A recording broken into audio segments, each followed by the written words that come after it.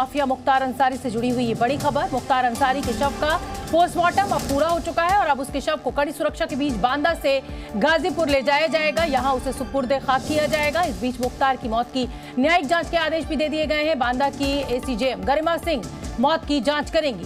तो बांदा में करीब 4 घंटे तक ये पोस्टमार्टम चला है। कल रात हार्ट अटैक वजह बताई जा रही है मृत्यु की। हालांकि परिवार का कहना कुछ और ही है। परिवार संतुष्ट नहीं है और इसीलिए न्यायिक जांच के आदेश भी दे दिए गए हैं सरकार के द्वारा। तो मुख्तार अंसारी से जुड़ा हुआ इस समय का बड़ा अपडेट यह है कि मुख्तार अंसारी के शव का पोस्टमार्टम पूरा हो चुका है और अब बांदा से गाजीपुर ले जाया जाएगा मुख्तार अंसारी के शरीर को और फिर वहां पर सुपुर्द खाक किया जाएगा। और पूरा का पूरा जो इंसिडेंस है वो हम आपको बताना चाहते हैं।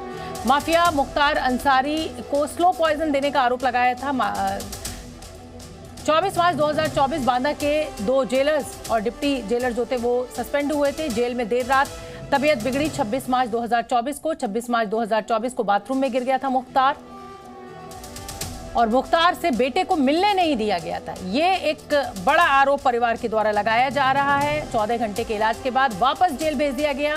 जेल में बेहोश होकर गिरा मुख्तार। 28 मार्च की ये पूरी घटना यानी कल की और रात करीब 10:19 पर मुख्तार अंसारी की मौत हो गई। अब परिवार का यही आरोप है कि बेटे से क्यों नहीं मिलने दिया गया, अस्पताल से सीधे आईसीयू से जेल में क्यों शिफ्ट कर दिया गया। और अब क्योंकि ये पूरे आप टाइमलाइन देखिए कि कल किस तरीके से आज देर रात सुपुर्द खाक होना है, उससे पहले कल रात 9:05 पर मुख्तार अंसारी की मौत की खबर आई थी और आज सुबह 11 बजे पोस्टमार्टम शुरू हुआ था। माफिया मुख्तार अंसारी से जुड़ी एक और बड़ी खबर आपको बता दें। इलाहाबाद हाई कोर्ट ने जेल में बंद मुख्तार के बड़े बेटे अब्बास अंसारी को जनाजे में शामिल होने के लिए पैरोल की अर्जी लगाई है और हाई कोर्ट में ये मेंशन नहीं हो पाई है। जिस बेंच में अर्जी मेंशन होनी थी वो बेंच बैठी ही नहीं, लिहाजा दूसरी बेंच से इस अर्जी पर सुनवाई से इनकार कर दिया। अब मुख्तार का परिवार अब्बास की पैरोल के लिए सुप्रीम कोर्ट में अर्जी दाखिल करने में जुटा हुआ है। ये कहीं ना कहीं एक बड़ा सवाल है क्योंकि ये अधिकार है एक पुत्र का अपने बेटे के जनाजे में शामिल होना, लेकिन उस बेंच में जिसमें अर्जी लगाई थी वो बेंच बैठी ही नहीं और दूसरी बेंच ने सुनने से इनकार कर दिया और अब परिवार को सुप्रीम कोर्ट का रुख करना होगा। परिवार पहले ही कह रहा है कि मुख्तार अंसारी की मौत के पीछे साजिश है।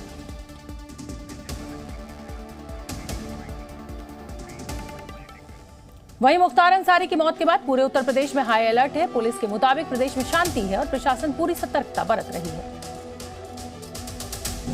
जुम्मे की नमाज को और कल जो इंसिडेंट हुआ बांदा जेल में, उन सभी के दृष्टिगत पूरे प्रदेश में हाई अलर्ट घोषित किया गया था। कई जनपदों में एक्स्ट्रा फोर्स भेजी गई थी। पूर्व से भी इलेक्शन के कारण काफ़ी फोर्स जनपदों में मौजूद है। सभी को हाई अलर्ट के साथ वार्ता के माध्यम से भी शांति व्यवस्था बनाए रखने हेतु निर्देशित किया गया था। और इस समय की एक और बड़ी खबर आपको बता दें। बांदा जेल में बंद माफिया मुख्तार अंसारी की कल रात मौत हो गई और मौत के बाद से ही मुख्तार का परिवार आरोप लगा रहा है। बेटे उमर का कहना है कि ये स्वाभाविक मौत नहीं है, सुनियोजित हत्या है। 1-2 दिन के बाद जब तदफीन हो जाएगी तब इसके बारे में हम लोग न्यायपालिका से उम्मीद करेंगे कि जो हम आशंका जता रहे हैं उस पे जांच हो, वार्ता करेंगे अपने सारे लीगल टीम से। शक और शुबा है आपको? शक नहीं है, यकीन है। यकीन है कि ये स्वाभाविक मौत नहीं, संयोजित हत्या है। वहीं मुख्तार अंसारी की मौत पर असदुद्दीन ओवैसी ने भी प्रतिक्रिया दी है। ओवैसी के मुताबिक न्यायिक हिरासत में कैसे मौत हो गई इसकी निष्पक्ष जांच होनी चाहिए।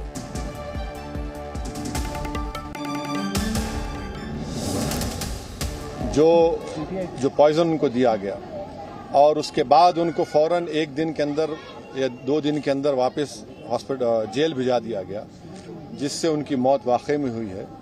तो मैं ये चाहूँगा कि इसकी एक सही तरीके से इंडिपेंडेंट इंक्वायरी हो और जो फैमिली कह रही है उसको सीरियस लेने की ज़रूरत है। फिर सुप्रीम कोर्ट को उत्तर प्रदेश की सरकार ने ये बताया कि उनकी हिफाजत की जाएगी उनकी जान की, और जब उनकी फैमिली कह रही है कि उनको स्लो पॉइजन दिया गया है जिसकी वजह से उनकी मौत हुई है, और उनके बड़े भाई जो एमपी हैं वो ये कह रहे हैं कि जिस जेल से अस्पताल को लेकर गए वहां पर वो कंसर्न डॉक्टर्स नहीं थे। कृष्णानंद राय की हत्या के आरोपी रहे माफिया मुख्तार अंसारी की मौत के बाद स्वर्गीय विधायक कृष्णानंद राय की पत्नी और बेटे ने काशी विश्वनाथ मंदिर में जाकर दर्शन पूजन किए हैं। माफिया की मौत पर कृष्णानंद राय के परिवार का क्या कुछ कहना है वो भी आपको सुनना चाहिए। अरे इसका कहना क्या है, यही है कि बाबा की आशीर्वाद है। जय आज मैं हमेशा बाबा के दरबार में न्याय के लिए करती थी, आज न्याय मिला है हमको।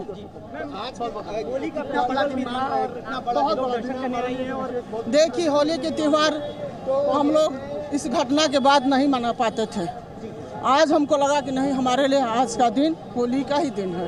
ऐसा कुछ नहीं है, ये सब बनावटी बातें हैं। बस हो गया भाई। मान रही हैं कि जो आपने बस ये बाबा गोरखनाथ बाबा विश्वनाथ का आशीर्वाद है जो हम माँ बेटी को मिला है, बस उसकी के लिए कुछ तो आप दिवाली बनाइए, एक बहुत बड़े आतिथ्य का।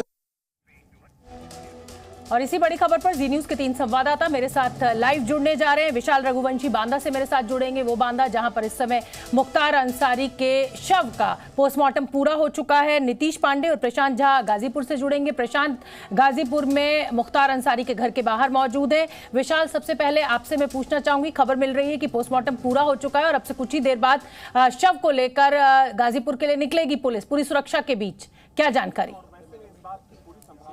देखिए बिल्कुल कुछ ही देर के बाद जो है शव को जो है लेकर यहाँ पर जो टीम है वो रवाना हुई गाजीपुर के लिए। लेकिन सबसे पहले मैं आपको तस्वीरें दिखा देता हूँ कि मैं इस वक्त मर्चरी के ठीक सामने खड़ा हूँ और आप तस्वीरों में उमर अंसारी को देख सकते हैं। मुख्तार अंसारी का बेटा है, छोटा बेटा है उमर अंसारी, और शव चूंकि मर्चरी के अंदर अभी है और ऐसे में बस कुछ ही देर में जो है उसको शव को जो है वाहन में रखा जाएगा। तो ऐसे में आप तस्वीरें देख सकते हैं कि इस वक्त जो है उमर अंसारी आपको तस्वीरों में दिखाई पड़ेगा। इसके साथ साथ जो व्हाइट रंग की आप जो एक इंडेवर कार देख रहे हैं, इसके अंदर जो है जो बानो है वो यहाँ पर बैठी है। निखत अंसारी जो है वो यहाँ पर आई हुई है, जो अब्बास अंसारी की पत्नी है वो इस गाड़ी में बैठी हुई है। परिवार के करीब 4 से 5 लोग और आए हुए हैं जो इस पूरे काफिले के साथ जो है गाजीपुर रवाना होंगे। देखिए आप सामने की तस्वीर देख सकते हैं कि अब्बास अंसारी लगातार तमाम लोगों से बातचीत कर रहा है, परिवार के जो लोग हैं उनसे बातचीत कर रहा है और किस रूट से ले जाया जाएगा इसको लेकर चर्चा की जा रही है। और चूंकि ये पहले बताया गया था कि पहले बांदा से फतेहपुर रास्ते ले जाएगा, लेकिन अब ये कहा जा रहा है कि प्लान में चेंज किया गया है और चित्रकूट के रास्ते जो है उसको ले जाया जाएगा। तो फिलहाल शव वाहन को जो है लगा दिया गया है बिल्कुल मर्चरी के गेट पर और बस कुछ ही देर के बाद जो है यहाँ से जो शव है उसको जो है यहाँ से रवाना किया जाएगा और जो पूरी पुलिस की टीम है वो साथ में मौजूद रहेगी और अलग अलग जगहों पर जो जिले की पुलिस है वो इसको एस्कॉर्ट करेगी। और ये माना जा रहा है कि ठीक है विशाल, आऊंगी मैं आपके पास। नीतीश पांडे का मैं रुख कर लेती हूँ। नीतीश, आप मौजूद है गाजीपुर में और यहीं पर पार्थिव शरीर को सुपुर्द खाक किया जाएगा, लेकिन मेरा सवाल आपसे यह है कि घर ना ले जाकर सीधे क्रिमिशन ग्राउंड पर पहुंचने की जानकारी हमें मिल रही है, इसको लेकर क्या आपके पास अपडेट है और घर पे क्यों नहीं ले जाया जा रहा है शव को? क्या परिवार की सहमति ली गई है इस बात के लिए या क्या कुछ है पूरा मामला?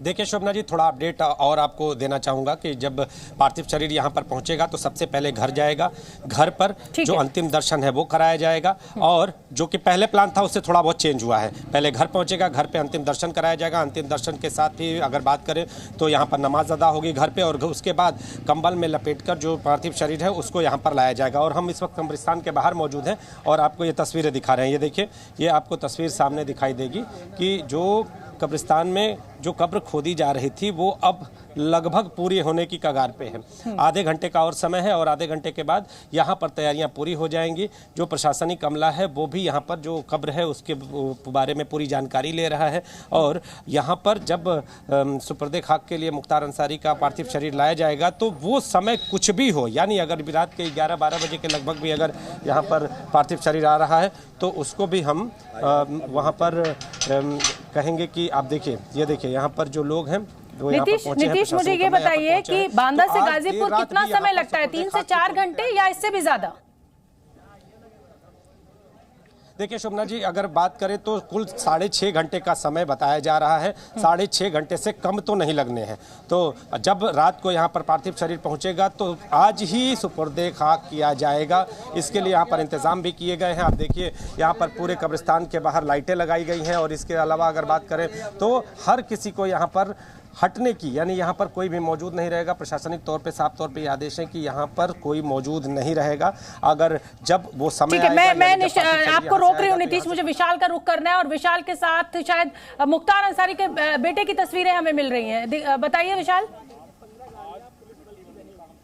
देखिए बिल्कुल ये आप देख सकते हैं कि उमर अंसारी जो है इस वक्त जो निखत अंसारी है उससे बातचीत कर रहे हैं और गाड़ी में आकर उन्होंने बातचीत की है और ये माना जा रहा है कि मतलब कुछ ही देर के बाद जब शव जो है वो वाहन में, देखिए तस्वीरें आप देख सकते हैं कि लगातार उमर अंसारी जो है वो परेशान होकर लगातार जो है कभी पुलिस अधिकारियों से तो कई परिवार के लोगों से बातचीत कर रहा है और आप देख सकते हैं कि पुलिस के अधिकारियों से बातचीत की जा रही है और शव को लेकर कहाँ से जाना है, रूट को लेकर जो है बातचीत कर रहा है। और आप देखिए अब जो बाकायदा उमर के साथ जो ड्राइवर है जो उसके साथ था, जिससे अभी पहले हमने बात किया था, वो भी बता रहा था कि चित्रकूट के रास्ते से ले जाया जाएगा। देखिए अब फिर से दोबारा से जो जहां पर देखिए आप सामने से तस्वीरें देख सकते हैं, निखत अंसारी जो है वो भी आपको जो है गाड़ी में दिखाई पड़ेगी और गाड़ी के अंदर ही बैठी है। अब्बास अंसारी की पत्नी है वो भी यहाँ पर पहुंची हुई है, इसके साथ परिवार के करीब 5 से 6 लोग जो है वो यहाँ पर पहुंचे हुए हैं परिवार के। तो ऐसे में उन सभी परिवार के लोगों को इस पूरे काफिले में ले जाया जाएगा। तो बस लगातार ये बातचीत जो है वो की जा रही है और आप देख सकते हैं कि ये जो तमाम तस्वीरें हैं ये हम तस्वीरें दिखा, देखिए आप सामने देख सकते हैं गाड़ी के अंदर इस वक्त 2 महिलाएं आपको दिखाई पड़ेंगी।